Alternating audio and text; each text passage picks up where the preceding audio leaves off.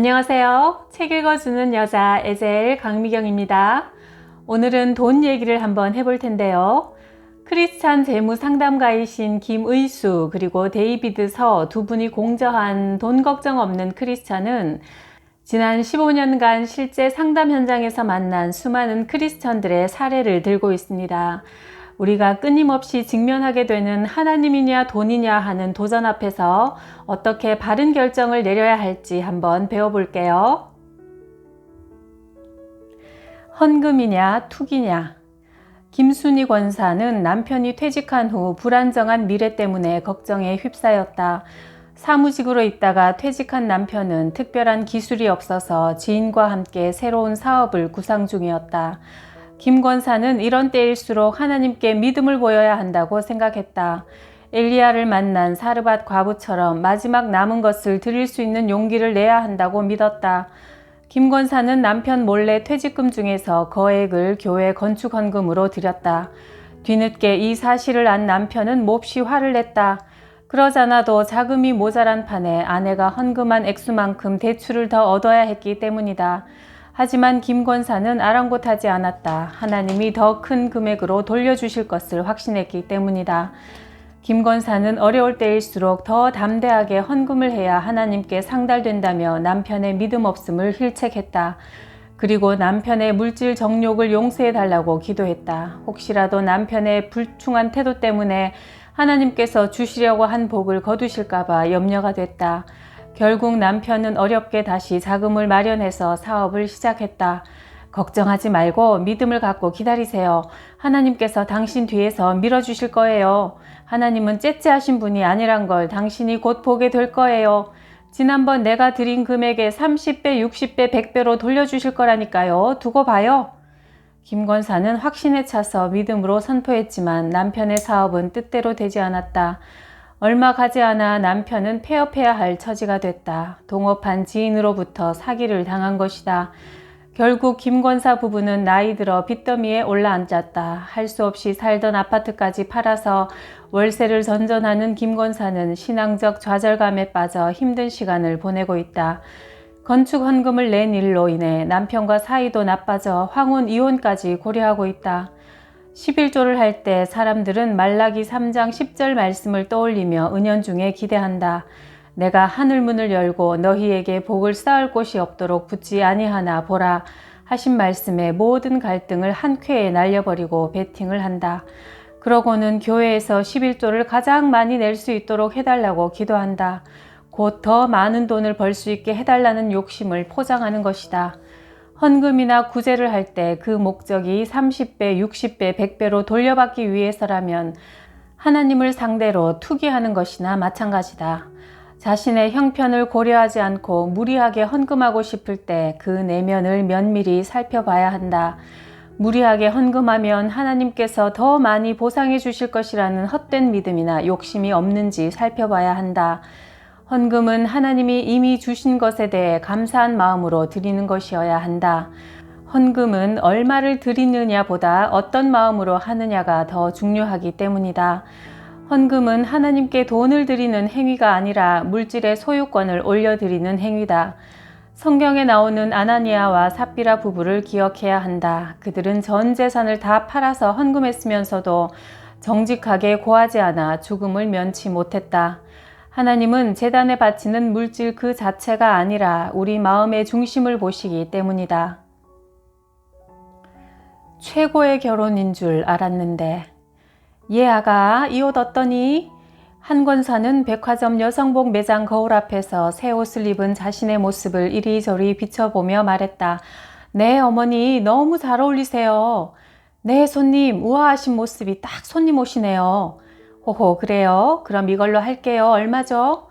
65만 원입니다. 아가 이 옷 너한테 선물 받고 싶은데 괜찮니? 아 네 그럼요 어머니. 세라 씨는 얼른 카드를 꺼내 백화점 직원에게 건네주며 속삭였다. 10개월로 해주세요. 왜 너 요즘 병원이 잘 안 되니? 아니요. 걱정 마. 앞으로 너네 병원 잘 될 거야. 내가 예언은사 받은 기도원 목사님한테 여쭤봤는데 하나님께서 너한테 다음 달부터 엄청 축복을 퍼부어 주신다더라. 그래서 내가 100만 원 헌금까지 하고 왔어. 나중에 그 돈 줘야 된다. 그리고 우리 교회 중보기도팀에도 기도 제목으로 넣어놨어. 거기서 응답받은 사람이 한둘이 아니야. 나도 새벽마다 기도하는데 뭘 걱정하니? 니들은 안 되려야 안 될 수가 없다니까. 아, 더워. 어디 시원한 데 가서 빙수나 먹으면 좋겠다. 아, 네, 어머니, 제가 안내할게요. 3개월 전에 결혼한 세라 씨는 시어머니와 따로 만나 쇼핑하는 시간이 몹시 부담스러웠다. 모든 비용을 세라 씨가 감당해야 했기 때문이다. 하지만 어머니가 불러내는데 거절할 도리도 없었다. 세라 씨는 1년 전 교회 선배로부터 현석 씨를 소개받아 6개월간 교제하다가 결혼했다. 현석 씨는 명문대를 졸업한 후 하버드에서 박사학위를 받고 최근 서울 근교의 대학에서 전임 강사로 일하고 있다. 세라 씨는 의대를 졸업 후 선배 병원에서 월급 닥터로 일하다가 아버지의 도움으로 1년 전 동네 상가에 치과를 개업했다. 하지만 예상만큼 수입이 많지 않아 고전하는 중이었다. 현석 씨의 스펙이 훌륭하긴 했지만 세라 씨의 마음을 움직인 건 현석 씨 어머니가 신앙 깊은 권사님이라는 점이었다. 현석 씨 어머니 한 권사는 일찍 남편을 잃고 한식당을 하면서 어렵게 아들을 공부시켰다. 식당이 다행히 맛집으로 소문이 나 돈을 꽤 벌었고 아들을 유학까지 보낼 수 있었다. 하지만 최근 허리 디스크가 재발되면서 식당을 다른 사람한테 넘기고 쉬고 있었다. 한 권사에게 아들은 인생의 전부였고 그래서 아들의 결혼은 자기 인생의 결과물처럼 느껴졌다. 한 권사는 며느리감 세라 씨가 의사인 점이 마음에 들었다. 게다가 세라 씨 아버지가 경제력이 있는 장로님이라는 것도 흡족했다. 아들이 교수가 되긴 했지만 수입은 기대만큼 많지 않았다. 그래서 한 권사는 아들을 교수로 만들기까지 고생한 보람을 며느리로부터 찾고 싶어 했다. 남들이 갖고 싶어하는 스펙과 안정적인 미래를 모두 갖춘 현석 씨와 세라 씨의 결혼은 많은 교인들의 부러움과 축복 속에서 성대하게 치러졌다. 하지만 그들의 결혼 생활은 행복하지 않았다. 이번 달만도 어머니 쇼핑 비용으로 400만 원이 나갔어요. 해도 너무하신 거 아니에요? 게다가 친구분들 주르르 데리고 오셔서 비싼 임플란트까지 공짜로 해달라고 우기시니 정말 왜 그러시는지 모르겠어요. 내가 말했잖아. 엄마가 날 혼자 키우느라 고생을 많이 하셨다고. 당신이 자랑스러워서 자랑하시는 건데 자기가 좀 이해해줘. 저도 그동안 이해하려고 애썼지만 그래도 계속 이렇게 나가다가는 우리 삶이 엉망이 될 것 같아요. 요즘 병원도 잘 안 돼서 인건비에 가게세 내기도 버겁다고요. 그럼 월급쟁이인 나더러 어쩌라는 거야?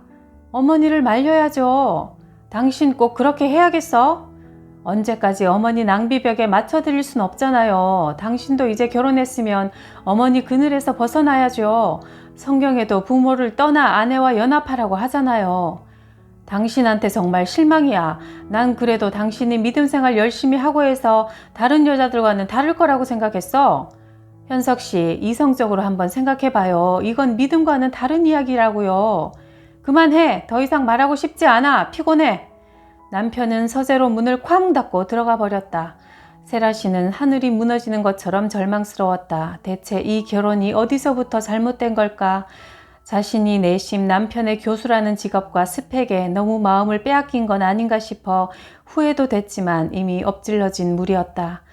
서로 불편한 관계임에도 불구하고 세라 씨 부부는 주일에 교회에 가면 다정한 부부 행세를 했다. 그리고 집으로 돌아와서는 다시 냉전을 이어갔다.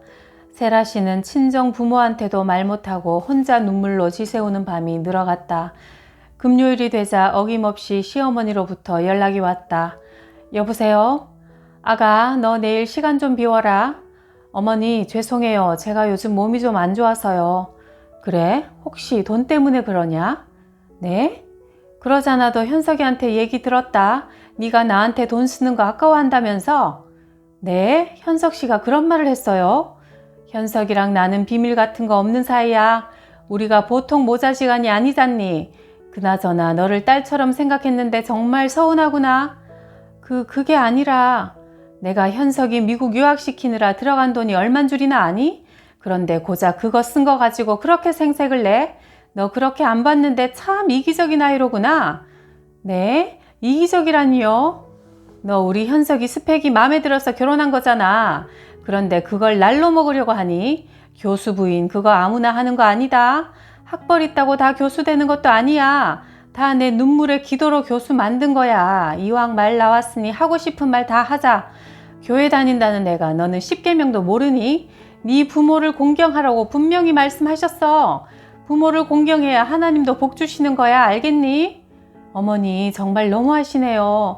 현석 씨만 돈 들여서 공부한 거 아니에요. 저도 의대 다니면서 우리 부모님 돈 많이 썼어요. 어머머, 너 지금 나한테 대드는 거니?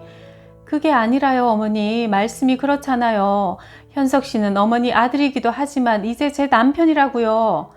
네가 뭘 착각하는 모양인데 너 이런 식으로 하면 현석이한테 너랑 헤어지라고 할 수도 있어. 알겠니? 네? 어머니 어떻게 그런 심한 말씀을? 그러니까 이혼당하고 싶지 않으면 나한테 잘해. 이거 너한테 주는 옐로 카드야. 세라 씨는 말문이 막혀 더 이상 아무 말도 할 수 없었다. 망치로 한 대 얻어맞은 것처럼 멍해졌다. 그저 알 수 없는 불행의 검은 그림자가 자신의 목을 점점 옥죄고 있는 기분이었다. 결혼하기 전 세라 씨는 신실한 교회 청년으로부터 프로포즈를 받은 적이 있다. 청년의 믿음과 사람 됨됨이는 마음에 들었지만 직장이 좋지 않아 2번 생각하지 않고 거절했다. 세라 씨는 그제야 자신이 교회 안에서 얼마나 세상 방식으로 살았는지 깨달았다. 세라 씨는 속으로 중얼거렸다. 주님, 잘못했습니다. 세상적인 조건에 눈이 멀어서 믿음을 먼저 보지 못했습니다. 엎드려 기도하는 세라 씨의 눈에서 하염없이 회개의 눈물이 흘러내렸다. 철밥통 신랑감. 야, 무조건 결혼해. 엄마가 보기엔 괜찮은 사람이다. 엄마는 만난 지 얼마나 됐다고 그래. 일단 더 만나보고 확신이 생기면 내가 얘기할게. 제발 강요하지 마. 야, 그러다가 아까운 남자 놓치면 어쩔래? 그럼 하나님이 더 좋은 신랑감 보내주시겠지. 뭘 걱정해? 이 철딱선이 없는 거사 모르는 소리 하지 마. 우리 교회에 30 넘기고도 시집 못 간 처녀들이 얼마나 많은지 알아? 박권사 딸도 40인데 아직도 혼자잖아. 엄마, 나 아직 26이야. 이제 직장생활 겨우 시작했는데 왜 그리 서둘러? 시간이 금방 훅 지나니까 그렇지. 너도 이제 내일 모레면 30이야, 30. 그냥 눈 딱 감고 결혼해. 생긴 것도 그 정도면 됐고 공무원이면 철밥통이잖아. 거기다 교회까지 다닌다니 세상에 이렇게 완벽한 신랑감이 어딨어. 이건 하나님이 너한테 보내주신 짝이야. 엄마가 너 결혼을 위해 새벽마다 얼마나 기도했는지 알지? 엄마, 교회 다닌다고 무조건 결혼하는 게 어딨어. 가장 중요한 건 나랑 잘 맞느냐는 거잖아. 나는 아직 그 사람이 어떤 사람인지 잘 모르겠어. 얘가 내 기도응답이라니까 그러네. 나도 네 아빠 몇 번 안 보고 결혼했어. 너도 살아보면 알겠지만 남자 다 거기서 거기야. 직장 하나면 든든하면 어떻게든 다 살아. 말도 안 돼. 엄마가 그러니까 결혼하기 더 싫어. 신랑감의 조건이 몹시 마음에 들었던 김 권사는 딸 숙경 씨의 결혼을 막무가내로 밀어붙였다. 그래도 딸이 자신의 뜻에 따르지 않자 아예 단식하며 드러누워 시위에 들어갔다. 엄마, 대체 왜 이래? 내가 누굴 위해서 이러는데 다 너를 위해서야. 결국 어머니의 설득에 못 이겨 숙경 씨는 마음을 고쳐먹고 결혼하기로 했다. 충분히 교제할 시간은 없었지만 사실 남자의 조건은 괜찮은 편이었다. 하지만 결혼한 지 얼마 되지 않아 숙경 씨는 남편이 이미 한 번 이혼한 사실이 있다는 것을 알게 됐다. 단지 혼인신고를 하지 않았을 뿐이었다. 그리고 남편은 술만 마시면 숙경 씨에게 폭력을 일삼았다. 딸에게 급히 결혼을 강요했던 김 권사는 딸의 불행한 결혼 앞에서 그제야 망연자실했다. 휴, 엄마가 미안하다. 내가 미쳤나 보다. 눈이 멀었어. 어떻게 이런 일이. 내 욕심 때문에 널 이렇게 만들었구나. 김 권사는 가슴을 치며 후회했지만 때는 이미 늦었다. 결국 숙경 씨는 몇 년 동안 남편의 폭력으로 인해 고통에 시달리다가 이혼하고 말았다. 돈이냐 믿음이냐. 오빠, 난 이런 낡은 빌라는 싫어. 나중에 도배랑 장판이랑 깨끗하게 새로 해서 들어가면 아파트와 거의 비슷해. 그래도 난 싫어. 아파트 25평 정도는 돼야 엄마가 해주는 가구나 냉장고 같은 걸 들여놓을 거 아니야. 15평 빌라 반전세라니. 그렇잖아도 부모님이 반대하는 결혼하느라 내가 눈치가 엄청 보인단 말이야. 나중에 친구들이랑 교회 사람들 집들이도 해야 되잖아. 그럼 내 형편이 이것밖에 안 되는데 어떡해. 그래도 어떻게 좀 해봐, 오빠. 전세 대출도 있잖아. 이미 받을 만큼 받았어. 내가 감당할 수도 없는데 어떻게 대출을 더 내? 너한테 정말 실망했어. 적어도 난 우리가 주님 안에서 한 마음으로 살 줄 알았어. 그런데 너도 다른 사람들처럼 돈 하고 있잖아. 오빠, 내가 정말 돈 보고 결혼하는 애였으면 처음부터 가난한 오빠 선택 안 했어. 결혼식도 교회에서 간소하게 하고 반지도 달랑 금반지 하나고 웨딩드레스도 제일 싼 걸로 빌리기로 했잖아. 내가 양보하고 노력하는 만큼 오빠도 최소한의 성의는 보여줘야지. 어디서 살든 그게 무슨 상관이야. 우리만 좋으면 되지. 왜 남들 눈을 의식하냐고. 네가 그런 마음으로 나랑 결혼하면 우리 결혼은 행복할 수 없어. 그럼 어쩌자는 거야? 이제 와서 그만두자는 거야? 맘대로 해. 나도 정말 지쳤어. 어렸을 때부터 착실하게 신앙생활을 해온 호준 씨는 결혼을 앞두고 여자친구와 말다툼이 잦아졌다. 교회 청년부에서 지금의 여자친구를 만나 3년 동안 교제하다가 결혼을 약속했다. 그런데 상견례 후 본격적으로 결혼 준비를 하던 두 사람은 신혼집 구하는 문제로 심한 갈등을 겪게 됐다. 좀처럼 이견을 좁히지 못한 두 사람은 결국 파혼하고 말았다. 집을 꼭 사야 할까? 무슨 일이 있어도 집은 꼭 있어야 해. 엄마, 우리 형편에 당장 집을 사는 건 어려워요. 오건사와 아들 윤수 씨는 몇 달째 집 문제 때문에 갈등을 겪고 있다. 요즘 대출이자 싸잖니. 이럴 때 집을 장만해야지. 언제 장만할 거야?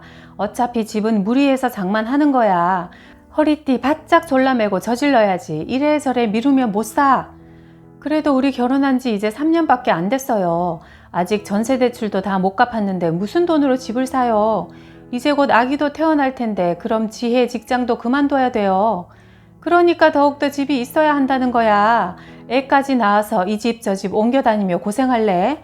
지금 아버지한테 퇴직금 남아있을 때 좀 도와달라고 해. 더 지나면 도와줄 여유도 없어. 너희 아버지가 내 말만 들었어도 지금 너네 집 하나는 충분히 챙겨줬을 텐데 그때 내 말 안 듣고 부동산에 투자를 안 해서 지금 이 모양 이 꼴이잖아. 양권사내는 그때 부동산 투자한 덕에 저렇게 축복을 받아서 집이 몇 채나 되잖아. 하나님이 엄마한테 집감을 주셨는데 너희 아버지가 고집 부리는 바람에 어휴 속상해. 그러니까 너도 아버지 꼴 되지 말고 집에 투자해 놓으란 말이야. 집값은 절대로 안 떨어지니까. 엄마, 이제 더 이상 집값이 안 오를 거래요. 집에 투자해서 돈 버는 건 갈수록 힘들어. 지금 시대가 바뀌고 있어요. 그건 엄마 아빠 때 얘기야. 네가 아직 뭘 몰라서 그래. 살아보면 집이 얼마나 중요한지 알게 될 거야. 어쨌든 무슨 일이 있어도 집 한 칸은 꼭 있어야 해. 그러니까 잔말 말고 무조건 집부터 사. 결국 어머니의 강요에 못 이겨 윤수 씨는 2억을 대출내서 집을 장만했다. 하지만 중소기업에 다니던 아내 지혜 씨가 자녀 출산 이후 직장을 그만둘 수밖에 없었다. 육아에 들어가는 비용이 늘어나자 윤수 씨는 경제적 압박에 시달리게 됐다. 끝내 카드 돌려막기를 하면서 생활비를 마련했던 윤수 씨는 어머니 말을 듣고 덜컥 집을 산 것을 후회했지만 이미 때는 늦었다. 집값이 자꾸 떨어져 당장 팔아도 고스란히 손해를 보게 됐기 때문이다. 살 사람도 나타나지 않아 매월 빚을 갚으며 사는 것이 고역이었다. 나에게 재무상담을 요청하는 크리스천 고객들 중에 언제 집을 구입하는 것이 좋은지, 예산은 얼마를 잡아야 하는지를 묻는 사람이 많다. 많은 크리스천들이 세상 사람들과 마찬가지로 집을 재테크의 수단으로만 생각한다. 특히 2000년 초반에 집을 사서 크게 수익을 올린 사람들일수록 그런 생각을 쉽게 접지 못한다. 그래서 자녀 세대에게도 무슨 일이 있어도 집은 꼭 사야 한다는 신념을 심어준다. 2004년 이후로 집값이 바짝 오르면서 아파트는 사놓으면 무조건 돈을 버는 투자처가 되었다. 그 결과 교회 안에서도 성도들이 크게 두 부류로 나뉘게 됐다. 당시 집을 사서 크게 돈을 번 사람들과 그렇지 못해 후회하는 사람들이다. 특히 부모 세대는 6.25 전쟁 등 역사적으로 어려운 사건들을 겪으면서 집 없는 서름을 깊이 체험한 세대다. 그로 인해 집에 대한 집착이 깊고 강하다. 집을 사서 크게 돈을 번 부모들은 자신의 경험에 대한 확신이 있어 자녀들에게 어떻게 해서든 집을 사도록 강권한다. 교회 안에도 만몬이 심어준 잘못된 믿음이 득세하고 있다. 좋은 집, 비싼 집에 사는 사람들은 하나님의 축복을 받아서 성공했다고 생각하고 그렇지 못한 사람들은 상대적인 박탈감과 빈곤감에 허덕인다. 세상과 다를 바가 조금도 없다. 성경적으로 본다면 집은 살 수 있을 때 사는 것이다. 남들이 하니까 무작정 큰 빚을 내서 집을 사는 것은 망하는 지름길이다. 하나님이 집을 주시면 가질 수도 있고 주지 않으시면 안 가질 수도 있어야 한다. 집을 소유하는 데 집착하다 보면 사탄이 크리스천들을 넘어뜨리기 위한 도구로 사용될 수도 있다. 집 문제로 하나님이 주신 소중한 가정이 깨질 수도 있기 때문이다. 강남을 떠날 수 없는 사람들. 강남에서 태어나 강남에서 자란 홍정우 씨는 아무리 전셋값이 치솟아도 강남을 떠난다는 생각을 해본 적이 없다. 결국 5억까지 오른 전셋값을 감당하기 위해 최근 안정적으로 다니던 직장을 그만두고 더 높은 연봉을 제시한 작은 회사로 자리를 옮겼다. 정우 씨는 초등학교 2학년인 딸의 미래와 안전을 위해 강남을 사수해야 한다고 믿고 있다. 정우 씨는 강남 외의 다른 지역은 미래가 보장되지 않는 위험하고 불안정한 곳이라 생각했다. 정우 씨의 연봉은 1억 정도 되지만 월 수입 800만 원 중에서 자녀 교육비와 전세 대출 원리금이 빠져나가면 남는 건 300만 원 정도였다. 늘 빠듯한 생활비로 지친 아내는 사정하듯 말했다. 여보, 우리 다른 곳으로 이사 가자. 이 돈이면 다른 데서 편하게 살 수 있어. 경기도 외곽으로 나가면 집도 살 수 있다고. 고생하면서 강남을 고집해야 하는 이유를 나는 모르겠어. 사람들이 다 강남으로 못 와서 난린데 무슨 소리야? 강남에서 한번 나가면 다시 들어오기 힘들어. 우리 희영이 앞날을 생각해서라도 무조건 여기서 버텨야 해. 하지만 이건 아닌 것 같아. 강남에 꼭 있어야만 좋은 대학 가는 건 아니잖아. 희영이가 저녁에 학원을 마치고 파김치가 돼서 들어오는 걸 보면 안쓰러워 죽겠어. 우리 모두 행복하지가 않아. 당신도 밤늦도록 일하느라 고생하잖아. 난 괜찮아. 더 좋은 집으로 이사가는 한이 있어도 난 강남을 떠날 생각 없으니까 당신도 자꾸 이상한 소리 하지 마. 여보, 집이라는 게 뭐야? 우리 세 식구가 편하고 행복하게 살 수 있는 곳이 집이잖아. 당신 얘기를 들으면 마치 강남에 사는 게 우리 삶의 목적이고 전부인 것 같아. 마음이 답답해져. 당신한테는 하나님보다 강남이 더 우선인 것 같아. 아니, 거기서 하나님이 왜 나와? 그리고 교회 사람들이 다 내가 잘 나가는 줄 아는데 이제 와서 다른 곳으로 이사 간다고 하면 뭐라고 하겠어? 난 우리 애가 교회에서 기죽고 사는 거 싫어. 당신한테는 교회가 대체 뭐야? 당신의 그런 생각 자체가 크리스천답지 않아. 교회에서 기죽고 사는 게 싫으면 교회를 옮기면 되잖아. 우리 교회에만 하나님이 계신 것도 아니고. 제발 세상 물정 모르면 가만히 있어. 내가 이번에 직장을 옮길 수 있었던 것도 다 김 장로님이 가운데서 다리를 놔줘서 가능했던 거야. 우리 교회 자체가 튼튼한 인맥인데 여길 왜 포기해? 두 사람은 더 이상 대화를 할 수가 없었다. 정우 씨의 강남 신앙이 너무나 확고했기 때문이다. 고령화 사회의 노후 파산. 80세의 김학규 씨는 공공임대주택에서 혼자 살아가고 있다. 중견기업 임원으로 퇴직한 학규 씨는 젊은 시절 탁월한 능력을 인정받아 성공 가도를 달렸다. 두 아들은 공부를 잘해서 주위 사람들의 부러움을 한 몸에 받던 시절도 있었다. 큰아들은 서울대학교를 졸업하고 박사학위를 받기 위해 미국에 유학 갔다가 아예 눌러앉아 살고 있다. 연세대를 졸업한 둘째 아들은 중국에서 사업을 하다가 망한 후 연락이 두절된 상태다. 중년 시절 학규 씨는 자녀들의 교육비와 결혼 자금을 대느라 노후 자금을 제대로 준비할 수 없었다. 두 아들은 독립한 뒤 각자 자기 삶을 살기도 바빠서 학규 씨 부부를 돌볼 여유가 없다. 암에 걸린 아내는 4년간 투병하다가 작년에 세상을 떠났다. 미국에서 살고 있는 아들은 미국으로 오라고 하지만 학규 씨는 언어도 통하지 않는 타국에서 남은 생을 쓸쓸히 마감하고 싶지 않았다. 결국 지금 학규 씨는 봉사자들이 가져다주는 밥과 반찬에 의지해 외롭고 힘든 여생을 살아가고 있다. 학규 씨는 후회할 때가 많다. 젊었을 때 노후에 즐길 수 있는 취미라도 배워둘 걸. 일벌레처럼 살지 말고 주변을 돌아보며 마음 맞는 친구들을 사귀어둘 걸. 자녀 교육에 조금 덜 쓰고 노후 자금을 만들어 놓을 걸. 아내가 살아있을 때 함께하는 시간을 좀 더 많이 가질 걸. 아내의 소원대로 신앙생활을 좀 더 열심히 할 걸. 요즘 늦게나마 학규 씨에게는 교회 가는 시간이 가장 기쁘다. 젊은 시절에는 일에 쫓겨 교회를 빼먹은 적도 많았다. 하나님이 어떤 분인지 알려고 한 적도 없었고 그저 매주일 온 가족이 함께 교회에 앉아 있으면 크리스천의 도리를 다했다고 생각했다. 성경은 교회에 갔을 때나 펼쳐보는 게 전부였고 다급한 일이 생겼을 때는 기도하다가 일이 해결되면 다시 나태해지는 생활을 반복했다. 이제 늙어서 천국 갈 날만 고대하게 되니 그동안 쫓아다닌 세상의 모든 것이 허무하기만 했다. 삶에서 가장 중요한 것은 하나님의 사랑밖에 없다는 것을 뒤늦게야 깨달았다. 학규 씨는 오늘도 먼저 간 아내가 즐겨 부르던 찬송가를 혼자서 흥얼거리며 외로움을 달랜다. 노후는 우리가 인생을 얼마나 잘 살았는가를 총결산하는 시간이다.